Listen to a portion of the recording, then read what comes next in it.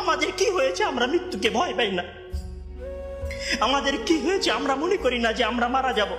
পৃথিবীর সর্বশ্রেষ্ঠ মানুষ, সর্বশ্রেষ্ঠ রাসূল দুনিয়া থেকে বিদায় নিলেন, তার সাহাবীদেরকে ছেড়ে তিনি দুনিয়া থেকে চলে গেলেন, ওপারের জগতে পাড়ি জমালেন।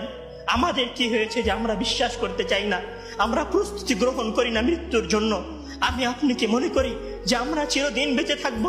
আমি আপনি কি মনে করি যে আমার গ্যারান্টি রয়েছে আমি সালাত আদায় করে আমার রুমে ফিরে যাব? বিশ্বাস করুন হে আমার ছাত্র ভাইয়েরা, অবশ্যই আমাকে আপনাকে একদিন মৃত্যুবরণ করতে হবে, আমাকে আপনাকে একদিন এই দুনিয়া ছেড়ে চলে যেতে হবে। সুতরাং মৃত্যুর জন্য প্রস্তুতি গ্রহণ করুন, সুতরাং মৃত্যুর জন্য প্রস্তুতি গ্রহণ করুন।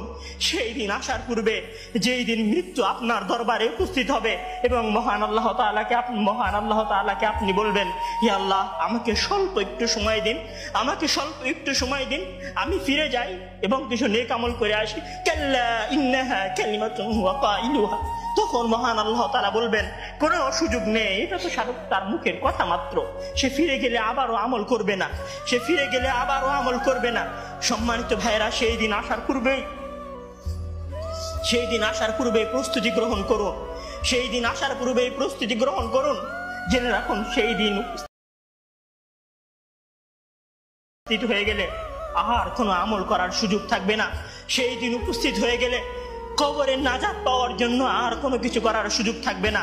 সেই দিন এসে গেলে 2 রাকাত সালাত আদায় করে আল্লাহর কাছে ক্ষমা প্রার্থনা করার কোনো সুযোগ থাকবে না। সেই দিন এসে গেলে রাতে জেগে 8 রাকাত তাহাজ্জুদ সালাত আদায় করার কোনো সুযোগ থাকবে না। এখনো সময় আছে। মহান আল্লাহ তাআলার দরবারে নিজেকে সঁপে দিয়ে তার কাছে ক্ষমা প্রার্থনা করুন।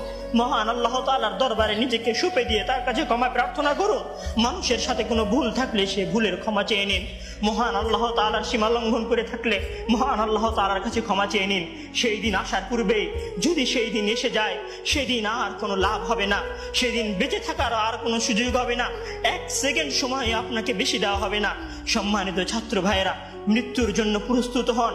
মহান আল্লাহ তাআলা আমাদের সবাইকে মৃত্যুর জন্য প্রস্তুতি গ্রহণ করার তৌফিক দান করুন।